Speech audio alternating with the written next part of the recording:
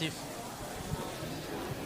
Kevin Vauquelin, ben voilà, première étape de ce Tour de Suisse, avec directement ben voilà, une étape qui pourrait déjà faire quelques petites différences sur le classement général.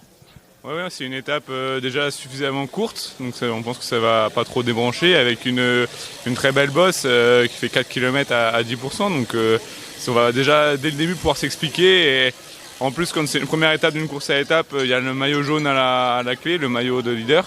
Donc c'est sûr que ça va rouler, je pense, relativement vite dès le début. Avec quelles ambitions vous venez ici en Suisse? Une étape ou vous visez carrément un général? Pour l'instant, on est vraiment sur les étapes, vraiment voir comment j'assimile mon dernier stage altitude, savoir comment sont les jambes en cette deuxième partie de saison. Voilà, on sait toujours que ces courses en juin sont un peu qui tout double au niveau des sensations en préparation du championnat de France et du Tour de France. Donc on va voir un peu au jour le jour, et je pense que c'est des étapes qui sont même propices à courir à l'offensive, donc on verra comment ça va se passer. On peut imaginer un sprint en petit comité sur cette ligne d'arrivée ici à Kuschnacht.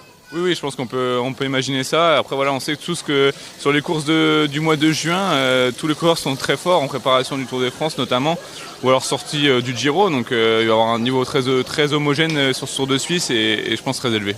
Oui, et surtout, bon, en l'absence des trois, on va dire, stars, aliens, comme on veut, à part Almeida qui a peut-être l'étiquette de super favori, derrière, c'est assez ouvert. Hein.